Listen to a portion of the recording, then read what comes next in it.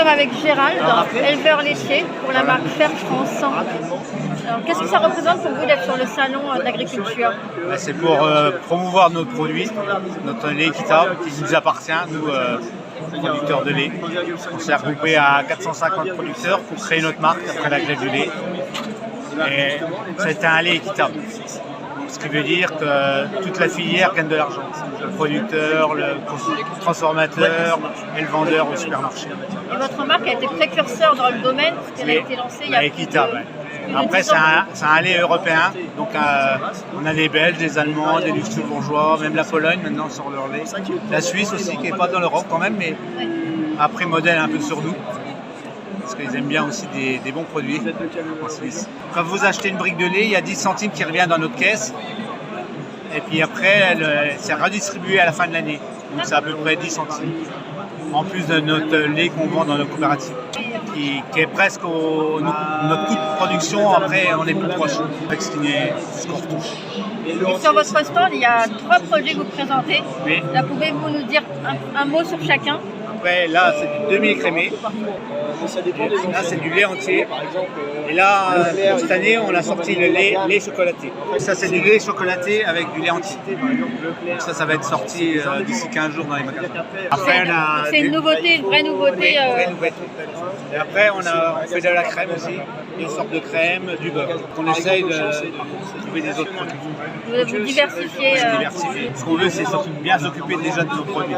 Et puis on se bat pour les consommateurs aussi. Faut pas oublier. Parce que la nourriture, c'est important. La stabilité, il faut qu'on se batte. Oui. La nourriture, la terre, la qualité aussi des produits et la qualité de vos bêtes aussi. La qualité, et puis nos produits, il faut qu'ils soient quand même neufs. Il ne faut pas que ce soit des produits transformés. Vous m'avez dit que la marque, elle a 12 ans. Oui, elle a été en 2013. D'accord. Commercialisée. Elle a eu 10 ans l'année dernière. On est sur 11 ans. Et vous êtes combien d'agriculteurs sur toute la France? On a à peu près 450. Ça a chuté, donc on l'a créé avec 550, presque 600. Et là, avec la retraite, les gens qui sont en retraite repartent et on a du mal à avoir des jeunes. Donc, ce serait bien qu'il y ait des jeunes qui viennent avec notre cause pour nous remplacer. Parce que moi, j'en ai encore 2 ou 3 ans et je pars au en retraite. Comment vous êtes devenu éleveur laitier? Moi, je ne suis pas du milieu agricole en plus. C'était une passion, donc je me suis lancé là-dedans. Donc, je me suis associé. Moi, je suis salarié. Oui, je suis agriculteur. D'accord. Je ne changerai pas. Malgré les difficultés. Donc c'est pas comme Obélix, vous n'êtes pas tombé dedans. Ah non, moi je ne suis pas tombé dedans. Mais j'avais mon grand-père qui élevait un peu de cochon quand même. Tout le monde avait une petite souche agricole. Et vous, monsieur? Moi je suis plongé dedans, c'est génération derrière génération. Et avec la crise qu'on passe, je ne suis pas sûr que ça va continuer beaucoup. Moi, j'ai aucun jeune qui vont reprendre, malheureusement. Pourtant, il y a des fils. Et moi, j'en ai deux garçons, mais ils étaient mordus. Et entre ça, ils prennent des loisirs et partir à droite à gauche. Et ils ont du bon boulot, donc ils ne reprendront pas. Du coup, vous allez vendre. J'ai un neveu qui va reprendre quand même. Et ils auraient pu être à 2 ou à 3 sur la ferme sans problème. Et là, il va se retrouver tout seul avec des ouvriers et arrêter des productions, donc le lait. C'est celle-là qui prend plus de temps. Donc, le lait, je pense que dans 2 ou 3 ans, il n'y aura plus de lait dans ma ferme. Quand je partirai, je pense qu'il y aura plus. C'est dommage parce qu'on a besoin de vous pour grandir, pour se nourrir. Et un pays qui n'a pas d'agriculture, c'est un pays qui est mort en quelque part.